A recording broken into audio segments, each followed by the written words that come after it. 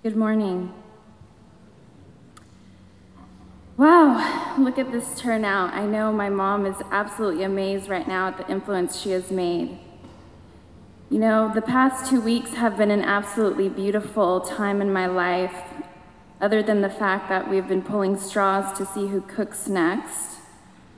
But these men aren't that bad. I mean, if my mother knew the way they cooked, they would have been cooking every night. So if you ever come over, please request a dish from them. Not me, I'm not so good, but they're pretty good cooks. But really, these past 2 weeks have been phenomenal. The amount of love and support and coincidences. Many have mentioned that they have heard my mother's name or had a dream with her in it. My brother and I constantly talk about how our lives are completely different, not because of who gets to do what now, but because death taught us a few sweet lessons, and I would like to share these lessons with you today. To start, there has been lots of positivity and laughter. When my mom was going through her most painful times, I began coaching her on how to focus on what was positive. Okay, so you weren't able to breathe comfortably, or you woke up at 2 a.m., but what happened last night that was positive? What helped you make it through the night?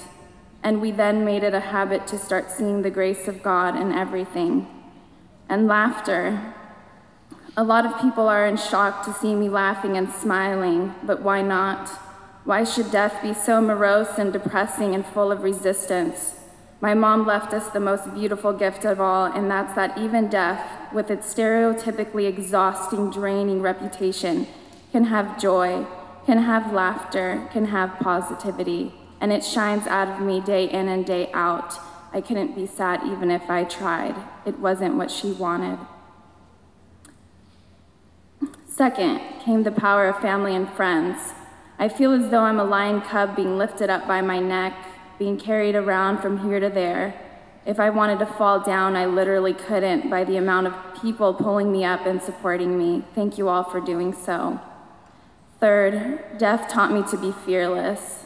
My brother Cyrus worded it perfectly one day when we were sitting by the beach. He said, "You just can't do anything wrong."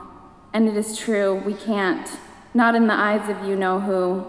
Life has gotten so much easier when you don't worry about who is looking at you or judging you. I say what I have to say, with love of course, but I say it with the strength of my mother. The biggest fear I ever had was death. Feeling death, seeing death, being a part of anything that was dying. But my mom changed that. And once your biggest fear is gone, wow, life is now so light, so carefree, so fun. And those are my 3 big lessons. And then I came to ask myself a question. I proposed this idea, really, which may seem a bit controversial, but everyone who knows me knows it's in my nature. So I proposed this question.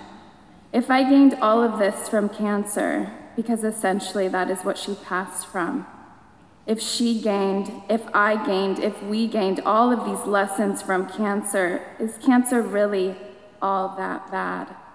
And before you start resisting this idea, and before Susan G. Komen calls me later this evening, hear me out, please. If my mother hadn't been diagnosed with breast cancer 5 years ago, and if we hadn't heard the words aggressive, close to chest bone, chemotherapy, typically very scary words, would I have always held a thought in the back of my head, even after her mastectomy and methods of treatment, would I have always held this thought of what if? What if she is still sick? And so to me, those thoughts stuck. And if it weren't for those thoughts, I wouldn't have spent the quality time I needed to have spent with her. We Zumba'd, we'd go out to eat, we'd look up random tips on how to smile better for pictures. We went shopping. All of these moments that I forced myself to create would have never been if I had not had those thoughts. I would say, Roxana, if Mom were gone tomorrow, would you want a picture of this moment? I literally would speak to myself this way, and this was way before she was re-diagnosed. And I would take the picture. If Mom were to go tomorrow, would you feel bad if you didn't get up right now and fix her tea, her dinner, her remedies? If you didn't stay in to keep her company, would you regret it? And in this way, her death, her cancer, my death, our imminent death kept me so fiercely motivated and so clearly alert in the present moment. But if it weren't for that name that gets the worst reputation, I wouldn't have had all of these fond memories. Because of that, I was able to leave her with peace of mind. No should-haves, would-haves, could-haves. So today, I thank cancer.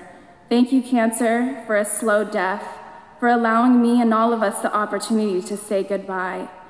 But cancer gets a bad rap because it's one of the faces of death, but essentially, death is always around us.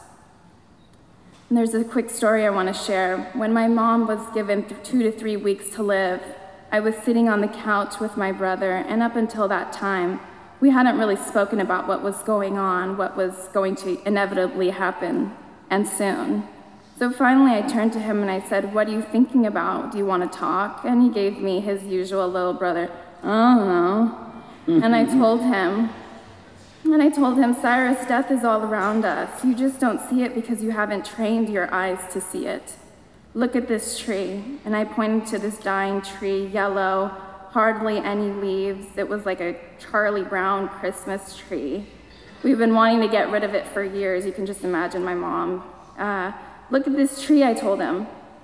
"Look what it does to the tree next to it. Because this tree is so brown and so old and so weak, it makes this other tree look so strong and so green and so healthy." And that's how life is. Death brings out life. We just have to become aware of the small things in life that die every day, every moment, but that we don't pay attention to. And if you can imagine, as sick as this tree was, it gave us a gorgeous flower this year. So with death comes life.